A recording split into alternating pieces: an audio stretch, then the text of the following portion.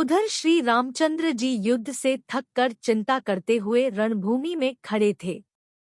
इतने में रावण भी युद्ध के लिए उनके सामने उपस्थित हो गया। यह देख अगस्त्य मुनि, जो देवताओं के साथ युद्ध देखने के लिए आए थे, श्रीराम के पास जाकर बोले, सबके हृदय में रमन करने वाले महाबाहो राम, यह सनातन गोपनीय स्तोत्र सुनो। वत्स, इसके जप से तुम युद्ध में अपने समस्त शत्रुओं पर विजय पा जाओगे। इस गोपनीय स्तोत्र का नाम है आदित्य हृदय। यह परम पवित्र और संपूर्ण शत्रुओं का नाश करने वाला है। इसके जप से सदा विजय की प्राप्ति होती है। यह नित्य अक्षय और परम कल्याणमय स्तोत्र है। संपूर्ण मंगलों का भी मंगल है। इससे सब पापों का नाश हो जाता है। यह चिंता और शोक को मिटाने वाला तथा आयु को बढ़ाने वाला उत्तम साधन है। भगवान सूर्य अपनी अनंत किरणों से सुशोभित रश्मिमान है। ये नित्य उदय होने वाले समुद्यन देवता और असुरों से नमस्कृत विवस्वान नाम से प्रसिद्ध प्रभा का विस्तार करने वाले भास्कर और संसार के स्वामी भुवनेश्वर है। तुम इनका रश्मिमते नमः, समुद्यते नमः, देवासुरन्मस्कृताय नमः, विवस्वते नमः, भास्कराय नमः, भुवनेश्वराय नमः इन नाम मंत्रों के द्वारा पूजन करो। संपूर्ण देवता इन्हीं के स्वरूप है। ये तेज की राशि तथा अपनी किरणों से जगत को सत्ता एवं स्फूर्ति प्रदान करने वाले हैं। ये ही अपनी रश्मियों का प्रसार करके देवता और असुरों सहित संपूर्ण लोगों का पालन करते हैं। ये ही ब्रह्मा, विष्णु, शिव, स्कंद, प्रजापति, इंद्र, कुबेर, काल, यम, चंद्रमा, वरुण, पितर, वसु, साध्य, अश्विनी कुमार, मरुदगण, मनु, वायु, अग्नि, प्रजा, प्राण, ऋतुओं को प्रकट करने वाले तथा प्रभा के पुंज है।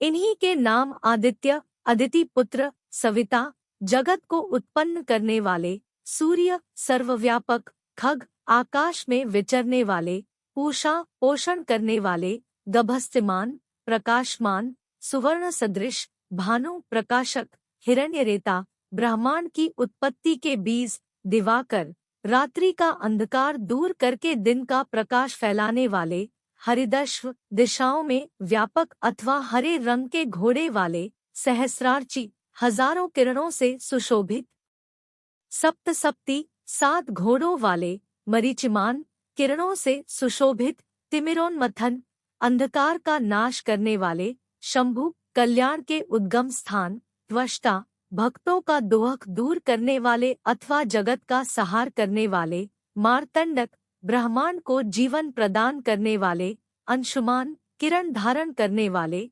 हिरण्यगर्भ, ब्रह्मा, शिशिर, स्वभाव से ही सुख देने वाले, तपन, गर्मी पैदा करने वाले, अहस्कर, दिनकर, रवि, सबकी स्तुति के पात्र, अग्निगर्भ, अग्नि को गर्भ में धारण करने वाले, अदितिपुत्र, शंख, आनंद स्वरूप एवं व्यापक, शिशिरनाशन, शीत का नाश करने वाले, व्योमनाथ, आकाश के स्वामी, तमोभेदी, अंधकार को नष्ट करने वाले, ऋग, यजुः और सामवेद के पारगामी, घन वृष्टि, घनी वृष्टि के कारण अपा मित्र, जल को उत्पन्न करने वाले, विंध्यवीथि प्लवंगम, आकाश में तीव्र वेग से चलने वाले, आत्पी, घाम उत्पन्न करने वाले, मंडली, किरण समूह को धारण करने वाले, मृत्यु, मौत के कारण, पिंगल, भूरे रंग वाले, सर्वतापन, सबको ताप देने वाले, कवि, त्रिकालदर्शी, विश्व, सर्वस्वरूप,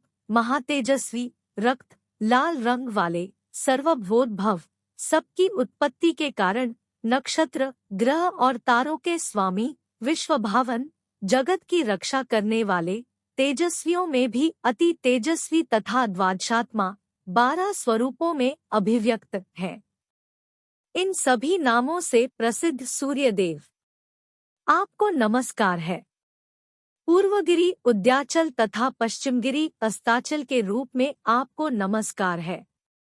ज्योतिर्गणों, ग्रहों और तारों, के स्वामी तथा दिन के अधिपति आपको प्रणाम है। आप जय स्वरूप तथा विजय और कल्याण के दाता है। आपके रथ में हरे रंग के घोड़े जुते रहते हैं। आपको बारंबार नमस्कार है। सहस्रों किरणों से सुशोभित भगवान सूर्य, आपको बारंबार प्रणाम है। आप अदिति के पुत्र होने के कारण आदित्य नाम से प्रसिद्ध हैं। आपको नमस्कार है।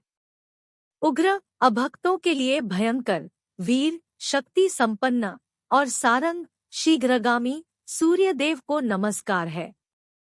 कमलों को विकसित करने वाले प्रचंड तेजधारी मार्तंड को प्रणाम है। परात्पर रूप में आप ब्रह्मा, शिव और विष्णु के भी स्वामी हैं। सूर्य आपकी संज्ञा है। यह सूर्यमंडल आपका ही तेज है। आप प्रकाश से परिपूर्ण हैं। सबको स्वाहा कर देने वाला अग्नि आपका ही स्वरूप है। आप रौद्र रूप धारण करने वाले हैं। आपको नमस्कार है। आप अज्ञान और अंधकार के नाशक, जड़ता एवं शीत के निवारक तथा शत्रु का नाश करने वाले हैं। आपका स्वरूप अप्रमेय है। आप कृतघ्नों का नाश करने वाले, संपूर्ण ज्योतियों के स्वामी और देवस्वरूप हैं।